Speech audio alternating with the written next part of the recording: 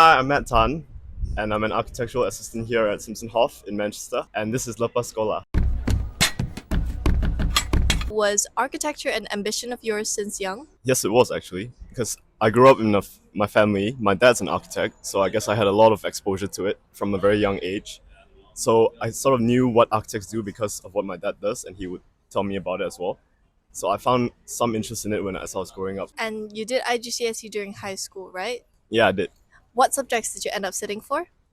There were about 10, I think, and because in IGCSE you do quite a lot of different subjects. So I think there was three sciences, which was chemistry, physics, bio, and I had econs, math. I did Mandarin as well, and Malay. I think that's all I remember right now because it's been so long ago. That's fair. And how did you end up doing for I did IGCSE? pretty I did pretty well in IGCSEs. It was quite a long time ago, but I still remember I studied for it quite a lot, and I came out with a result that I was pretty happy with in the end. And what pathway did you do for pre-university?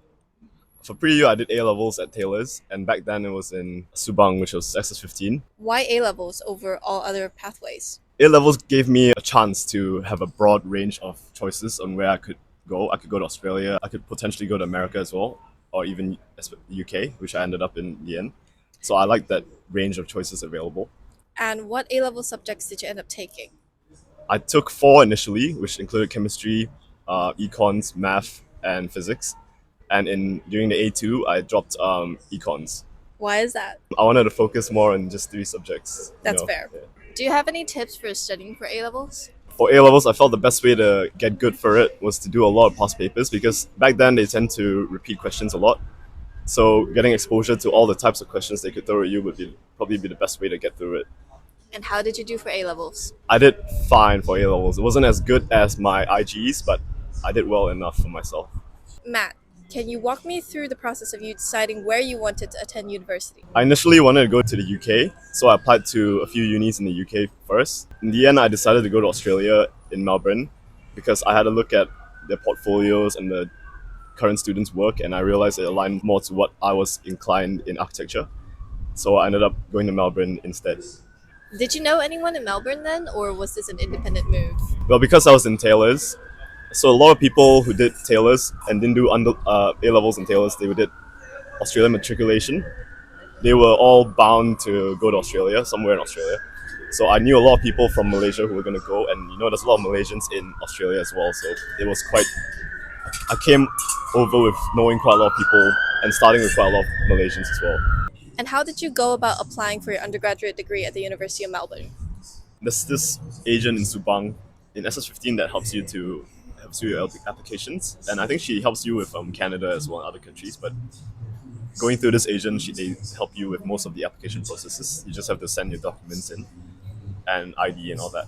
What's Melbourne like? Melbourne is a very modern city. There's a lot of tall skyscrapers.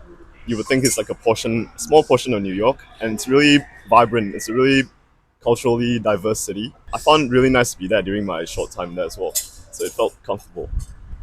Was your degree what you expected it to be? What kinds of classes did you have to take? Did you have to do a lot of group projects, or was it mostly individual work? So in Melbourne, when I was the first year in 2017 to do architecture with an overhauled system. So Melbourne initially had a Bachelor of Environments, which was the name for their architecture undergrad. So I was the first batch when they overhauled it and called it the Bachelor of Design. And when they changed it to the Bachelor of Design, they changed the subjects a lot, and it strayed from what they initially had as an architecture course, and it gave you an exposure to what architecture could be for you. It wasn't a rigid structure of technical and building design. It was something where you could explore architecture in the form of arts and create the creative side of it as well as a technical construction side of it. So it was quite interesting to see how Melbourne did it differently. And they got us buying croissants from like the supermarket and scanning it with a printer to be able to learn how to draw a projection of a 3D croissant. So scanning it on the bottom, the sides, and the top, you could have an image of each side of it. This is just like an example of what they made us do in the first year. And you would have a top view, a side view, a bottom view, and you could create your own 3D image of it. And that's what they wanted to try and push us to see things in a more 3D way, in very different approach to architecture. That sounds really cool. And I understand that in architecture you have to work with a lot of software. Do you mind sharing a couple software that you got your hands on and what they do? In undergrad, they taught us a software called Rhino, which was a 3D software, which is what we used to model all our buildings in. We had SketchUp as well, which is an architects in Malaysia use a lot. We had a bit of AutoCAD, which was to draw building details. And when you combine all those together, you can sort of design all the building plans. You can design a real building that you can build in real life. Would you say that someone has to be interested in or well versed in design in order to study architecture? I wouldn't say you have to be well versed in it. If you have an interest in it, you should give it a go because unis like Melbourne would give you the opportunity to sort of discover what you like in architecture. Because architecture is such a broad discipline that you could go anywhere after you graduate from architecture. You don't just have to be an architect, okay? Regardless of what your parents tell you. You can do arts, you can do technical side, you can do building management, you can do project management, you can do construction. It's all your fingertips and what you want to do. Was there a final project that you had to do for your undergrad and what was it on? My final project was a wellness center, I remember. It was in North Melbourne, and they gave us a really weird triangular site. And you had to design something that fit into the fabric of Melbourne's northern suburb, which was Carlton. And if you look into Carlton, you realize it's a really aging, vibrant population that lives there. So it had to be designed to fit well into that community that they have there. So I designed a building with a lot of private and public spaces in it that sort of alternate. It could act as like a gateway into somewhere more public, into somewhere more private, acting as a wellness place. So it gives you a sense of refuge and safety. It like sort of protects you in a way. But that was a really long time ago. I remember. All right, that sounds really interesting.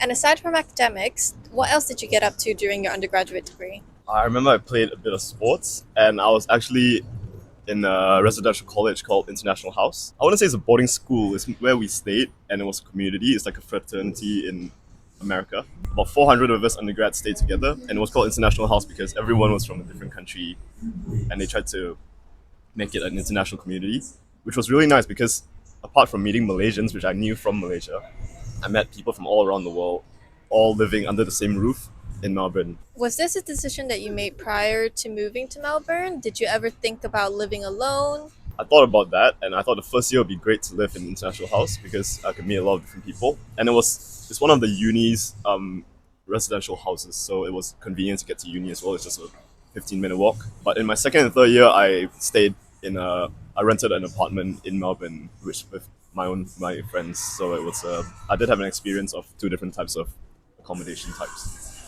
Retrospectively, would you say that Australia was a good place for you to build your foundational knowledge in architecture? I would say so because I learned a lot in that undergraduate course, Bachelor of Design. It exposed me to many different aspects of architecture, so I knew what I would enjoy more, especially going into masters. I had an idea of which kind of direction I'd like to take for architecture, and I think exposure is most important because if you stuck to a rigid syllabus, it might be harder to discover what you like within a discipline. So I'm glad I got the exposure. What do you have to say to students who are interested in pursuing an undergrad in architecture?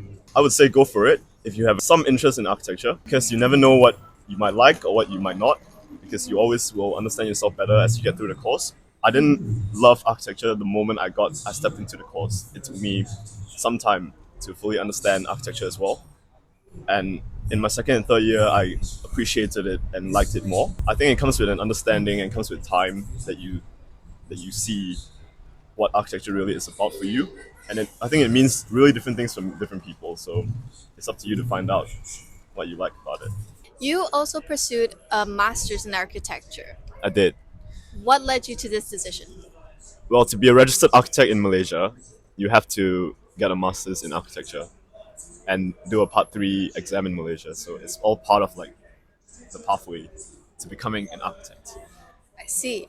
And did you get any kind of scholarship for your master's? When I was applying for masters, I think it was a 20%, 25% scholarship. I think it's a chancellor scholarship where I sent in my portfolio. I went for an interview, and they granted I think it's 20% scholarship. What tips or advice do you have for people who might also have to build a architectural portfolio? An architectural portfolio should be a range of different works, show a range of different skills that you are able to do. You don't have to be great at it. You just have to show that you've attempted and you've tried different things and you've gained exposure to different things. So you could even range from photography to fine art, even to paint, and of course, if it's an architecture portfolio, you have to have a bit of architectural drawings, plans, maybe renders, and detailed drawings as well. So all in all, it's just a big range of different things that you could possibly do. I see. That's very helpful. And you did your master's at Newcastle University, I which did. is in the United Kingdom. Yep. What prompted you to make yet another move from Australia to the UK? Okay, so this was an unprecedented time in 2020, and right after I finished my undergrad in Australia, I was going to continue in Australia naturally. So COVID hit, and I was doing my year out in Malaysia, and I realized Australia locked down its borders, so I could not get back into the country for the foreseeable future at the time because they were really strict on COVID. But the UK and Europe were fully opening up because they weren't too afraid about this. And I took it as an opportunity to try a different place and a different continent even. And architecture has much deeper roots in Europe, I felt. And seeing historical architecture here, I felt would have been really beneficial to my career and my uni as well. So I thought it was a good idea to just try somewhere new, you know? How was your master's like? How was it different from an undergraduate degree? So in masters, it's it has a syllabus, but it's more free roam. You get to decide on what you want to do. So this is why undergrad is important to help you understand yourself and what approach you like to take in architecture, because it lets you understand what questions you have that you want to understand. And masters in architecture is more of a discourse. It's more of a debate. Uh, it's more of a discussion to talk about what questions you had or what you want to answer in life about architecture. So I found it more interesting because you could decide what you wanted to look into. And there are 2 years in masters during architecture, and the first year is a bit more rigid because they're trying to guide you in terms of how your workflow should be and how your thought process should be and what kind of questions you should ask. But in the final year, which is the 5th year, you get to fully ask the question, and your thesis will fully be in your control, and everything will be within your scope of your thesis, and it's fully up to you. So it's no one's gonna help hold your hand through that one. And did you have a project that you had to do for your master's? I found the final year one really interesting because I had some unconventional professors. They were really avant-garde in a way, and that means they were unconventional and really quirky.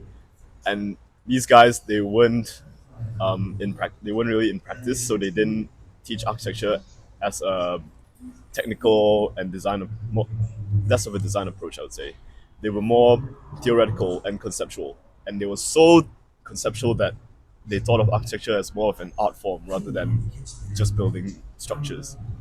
And because I had them as my professors, they did shape the way that I thought about architecture a lot.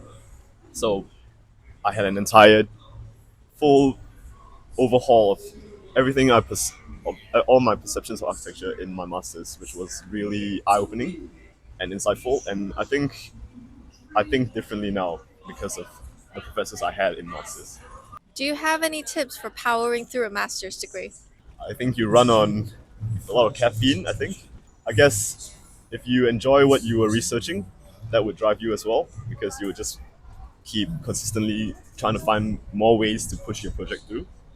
And the anxiety of getting through it, I guess, pushes me through as well. So it doesn't sound too great, does it? But I enjoyed it. I enjoyed my masters a lot. And what would you say is the biggest difference between Melbourne and Newcastle? In terms of city, Melbourne is obviously a big modern city with all skyscrapers and more recently built. But the UK, especially Newcastle, is more old buildings, and because there's so much history in it, it's it's more of maintaining old buildings instead.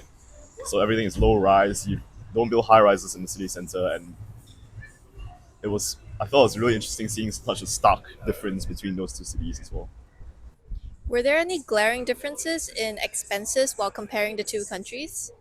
Well, Melbourne's expensive because it's a pretty big city now, and minimum wage is high. The cost of living is really high in Melbourne. So comparing to Newcastle might not be a fair comparison because Newcastle is a much smaller city.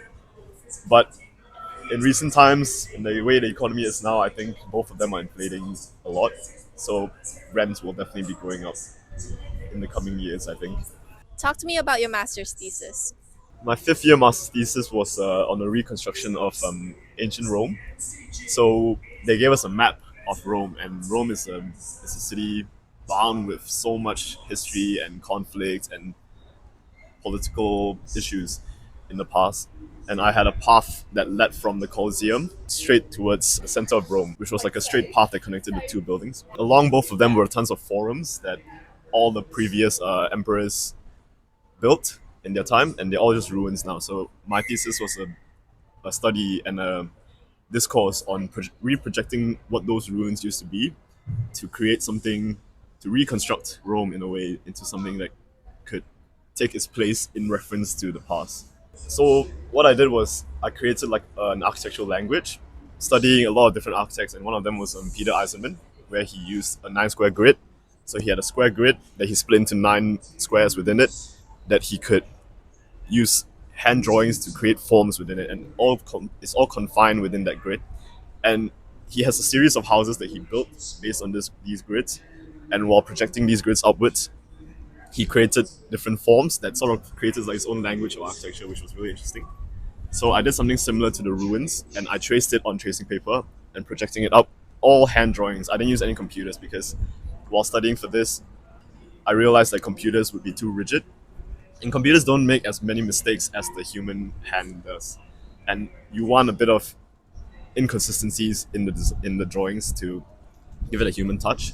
So I drew a different types of layering and patterns that could be projected upwards into forms, architectural forms, and this is where a language sort of started to take shape. And this was sort of the basis of my master's master's thesis in my final year. Just tangenting off what you just said about computers, do you think the architectural industry is being threatened by AI? That's a tough question. I'm not exactly sure what AI would be capable of in the future, but I think at this moment, as I'm working now, it is beneficial to help us while we're working. But in terms of generative design, I think it might lack because it might not have the inconsistencies and the touch of how humans do it at this moment. I don't know what's going to happen in the future. It could probably be better than all of us, but at this moment, I don't think it's a substitute for the human architect. And what happened after you completed your master's degree? Right after I completed my master's, I went back to Malaysia and I was actively looking for jobs because it was 2023 and it was really hard to find jobs at the point, I remember. I mean, it wasn't as easy as before, I think. So I applied to a lot of different companies in the UK, and the UK was I wanted to be here for a while because I could get a graduate visa for 2 years. So I was looking for jobs all over the country, and most of them just air you and not reply. And I got a few interviews, but it didn't really turn out into anything after that. And when I got some that responded, and finally one that offered me a job, I just took it, and it was here in Manchester, and it turned out to be a great opportunity, and I'm glad I took it. What does your job entail? So I'm an architectural assistant. So mainly we assist the architects and all the senior guys in the company. For example, right now I'm doing fire strategy, which is taking that floor plan and highlighting the walls to give it a fire resistance rating, so that in the event of a fire, the walls are resistant to it for 30 minutes, 60 minutes, even 2 hours maybe. So you have to highlight these pathways on a plan. It's all required in UK law for submission, so that if you're stuck in a building during a fire, you can escape the building and you'll still be safe. It leads you to the core where you can run down the stairs. So right now I'm doing a high-rise building in Manchester, and it has like 40 floors, and I have to do about 8 different drawings of fire strategy plans. And this is just one type of drawings that we have to assist the architects with. Another type would be acoustic drawings, which highlights the walls instead of giving it a fire rating, you give it an acoustic rating. So bedrooms, adjacent bedrooms next to each other would have a bit of soundproofing to it, so you can't hear everything your neighbor's doing. And bedrooms to kitchens would have a different fire rating, and toilets would have a fire rating and acoustic rating as well. So it's kind of like that's what I've been doing for the last couple of weeks. Are there any skills you need in architecture that you didn't anticipate? Something they can't teach you in uni would be working with people, I think, because there are so many different types of people, and being able to work with a range of different types of people is a big strength in this industry because as architects we all work in teams, and there are consultants and architects and interior designers, and you have to be able to work with everyone. So being a people person and being able to work with people, I'd say, is really important. Are there any exciting projects you've been a part of that you can share? When I first started in Manchester, my first project with a pretty big team was designing a cluster of about 14 different buildings in for Manchester Uni. It was student accommodation, and it took the space of where Fallowfield is located. Like people in Manchester would know. So it was a really big piece of land, and they wanted to have a lot of different new buildings in it for future students who come to Manchester. And it was really interesting to see that, especially just starting work in the UK. That because I lived in student accommodations in Newcastle as well, and it was so interesting to see how the whole process was and how they space out rooms and they make spaces for toilets, they make spaces for all the amenities the students need. And it was cool because living in it and being able to design it with the team was really interesting to see how it all unraveled. It's like going behind the works of not just being the person who lives in the building, but also being part of the team who has to think about how to improve this for students in the future. How does being an architect in Malaysia compare to being an architect in the UK? I think the main difference working in Malaysia compared to here is the responsibilities. In the UK, responsibilities falls on the architects and the seniors, like the architects and all that. So I'm a part two architectural assistant right now, so I have less of the burden. But in Malaysia, I think architectural assistants have more on their plate.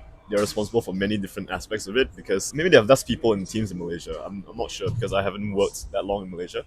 But I know my friends who are part twos in Malaysia, they tend to be able to do everything. They go to site a lot. They sort of manage the project as well, even though they're so fresh in the industry. They have to go to city council like MBPJ, MBSJ, DBKL to talk to the people there to get all the building plans. Whereas in the UK, we sort of just submit it through a planning portal, and the city looks at all the drawings at one go. It takes time as well, but in Malaysia, you sort of have to keep going back and amending it. It's like a back and forth thing.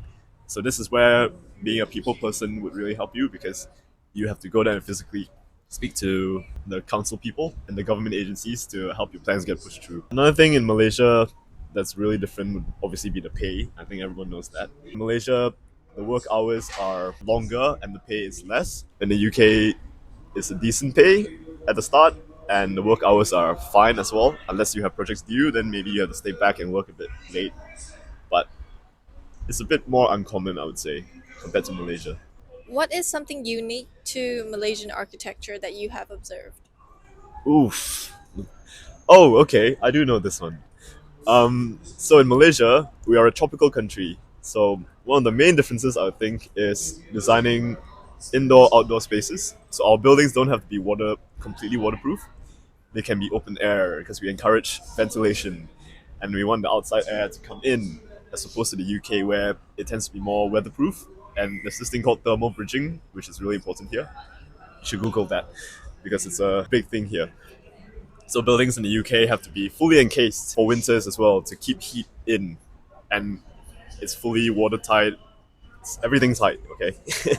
But in Malaysia, we want ventilation. We want air to come through the house to air the house. We don't have to keep heat in. We actually want heat to escape. So I think that's one of the main differences between tropical architecture and the architecture we have here in the West. What's your favorite feat of architecture in Malaysia? I'd say there's a lot of great works in Malaysia, but one of them that I see a lot whenever I'm in Malaysia, because I live quite near to it, is the telecom tower done by Hijaz Kasturi. It's the one that everyone calls the Avengers Tower because it has a helipad on it and it's shaped like a bamboo. The design is derived from a bamboo shoot actually when it's sprouting. So it has a curvature to it and it sort of has this big triangular arch that sort of wraps around it. That one's really interesting because I grew up passing that building a lot on the federal highway. So it's one of the more memorable ones I remember. But there are a lot of great feats of architecture in Malaysia. Would you say the graduate visa was a good investment then? At the time, it was a great investment because it was a great opportunity to get work experience. But I say at the time because they've recently pushed up the health insurance fees and the visa fees. I think like by 4 times or 5 times now. I'm not sure how much it is now, but it's way more than what I paid for it back in 2023. So back then it was, if I'll say, affordable. It's like you could work another month in the UK and it sort of would so I'll cover it. But I think now it's much more, and cost wise, it's gone up so much. But I think the experiences you get working here and the opportunity to be in the UK for a while and experiencing a different type of work culture, that's invaluable, I think. And you never know what you could do with the visa, where it could take you as well. So in terms of value, I would still say go for it because you never know what experiences you'll get here. And what's the plan once you finish your 2 years on the visa? I'm a bit conflicted between looking for a job, moving somewhere else maybe, and trying to move towards a skilled worker visa, which I can do after a graduate visa, or maybe just heading back to Malaysia because my family is all back home and I've been away for quite a long time. I'd like to come back to spend more time with family as well. So that could dictate where I go from here. But we'll see how that goes. And what is a career milestone you're hoping to achieve within the next 5 years? Ideally, I would like to become a registered architect, and the exam is really difficult in Malaysia. So 5 years would be a good amount of time, I think, but that's my main objective at this point. Lastly, in 3 words, can you describe your education journey Lepas Sekolah? Just 3 words, I would say it was enlightening, and at the same time, it was profoundly humbling. I'm Matt, and this was my education journey, Lepas Sekolah.